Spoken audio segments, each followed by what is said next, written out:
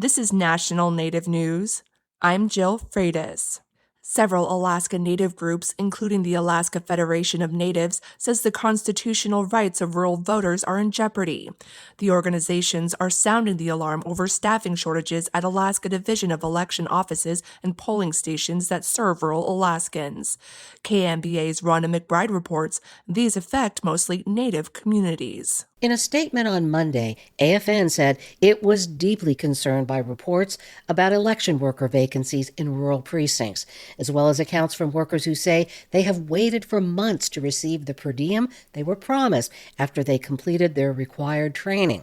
Kendra Kloster, AFN's Director of Government Relations, pointed to the Division of Elections Region 4 office in Nome, which did not open at the advertised time for the start of early voting. When people are going in with their expectation to vote, they take time out of their day, they show up, and when the office isn't open, when they say they are, I think that is a big deal. Kloster says the Nome incident is just the latest example of voter access problems that have persisted for years.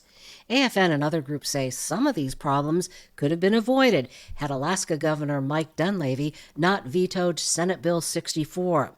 Dunleavy, a Republican, said he rejected this measure because it needed more work and there wasn't enough time to put it in place before this year's election. But Senator Bill Wielechowski, an Anchorage Democrat and among the bill's backers, says that just isn't true.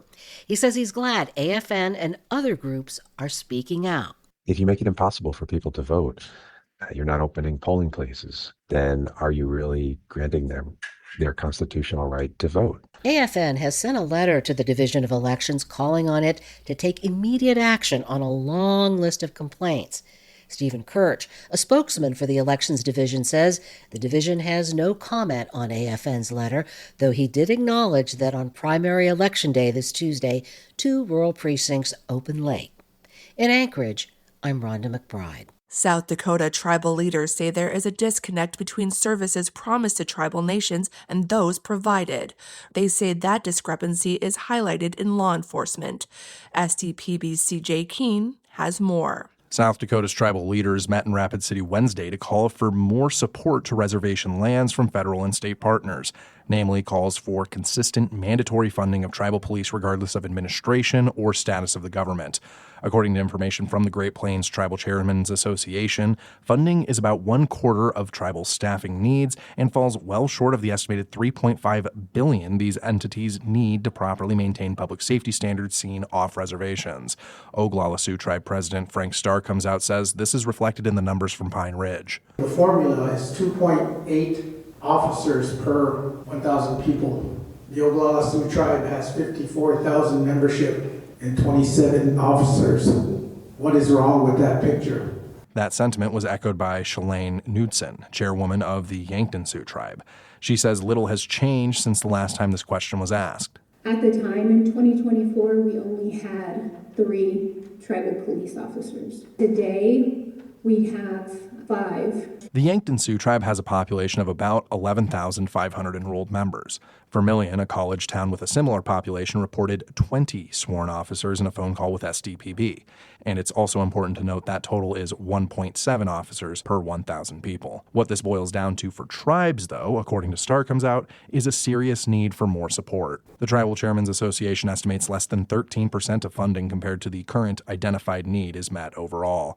For National Native News, I'm CJ Keene in Rapid City. And I'm Jill Freitas.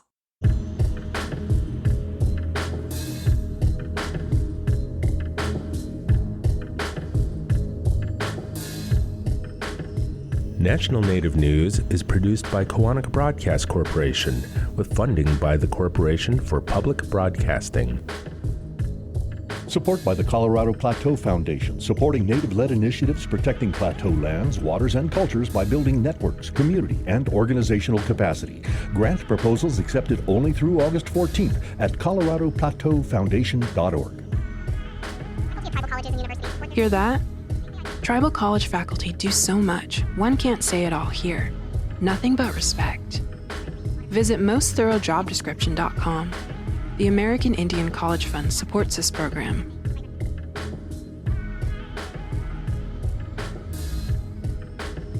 Native Voice One, the Native American Radio Network.